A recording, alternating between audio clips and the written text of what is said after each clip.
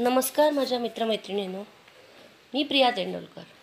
माझा आजचा प्रियोपदेशनाचा विषय आहे सामाजिक स्थान। सामाजिक स्थान म्हणजे काय? तर समाजाने आपल्याला दिलेलं एक आदराचं महत्त्व, आदराचं स्थान म्हणजेच सामाजिक स्थान। आपल्याला विशिष्ट महत्त्व समाजात वावरताना मिळावं अशी प्रत्येकाची अपेक्षा असते। का असू नये?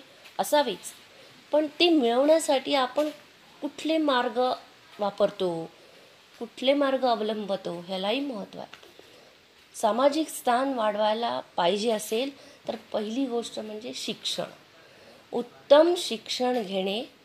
आणि फक्त शिक्षित असून चालत नाही, तर त्या शिक्षणाची चमक आपल्या वागण्यातून दिसणे म्हणजेच सुशिक्षित असणे हे सगळ्यात महत्त्वाचं तत्व आहे।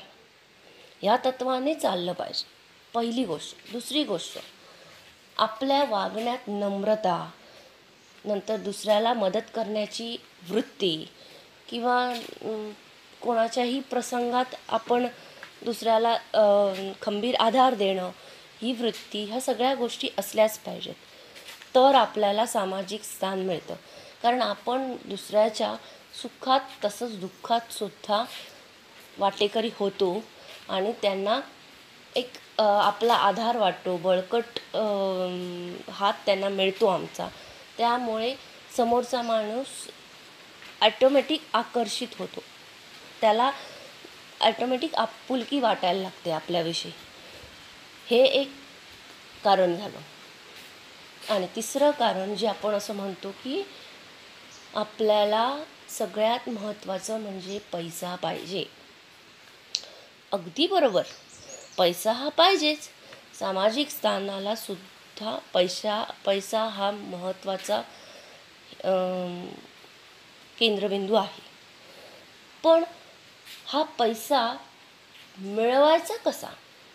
जास्त मिळवला पण चुकीच्या मार्गाने मिळवला तरी त्याला स्थान नाही, आणि अगदीच रिकामटेकडं बसला आणि पैसाच नाही मिळवला, काहीच केलं नाही आयुष्यात, तरी त्याला स्थान नाही।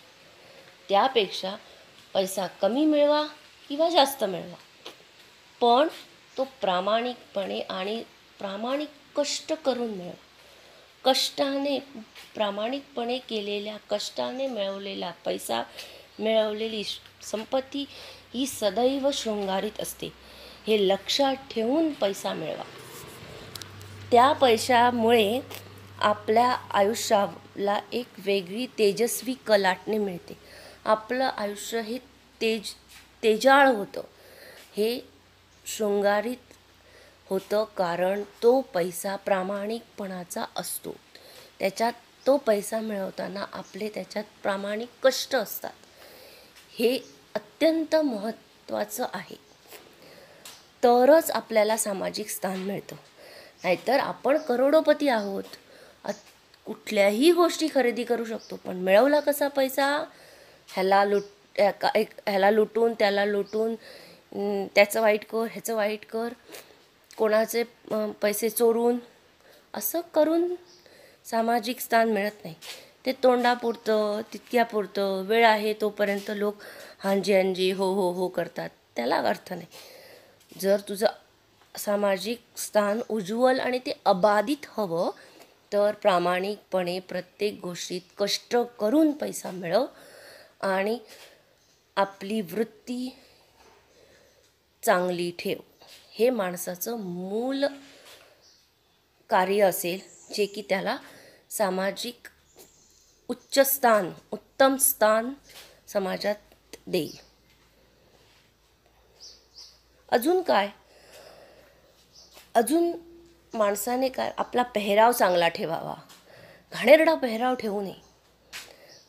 आताची मॉडर्न म्हणून कुठल्या कुठे पेहराव केला तरी आपलं सामाजिक स्थान ढासळतं।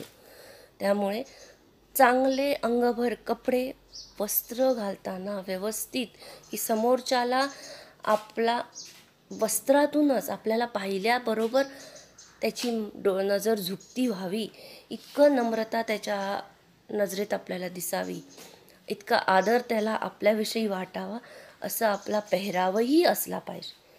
अशा काही मूलभूत गुणांमुळेच आपल्याला सामाजिक स्थान मिळतं.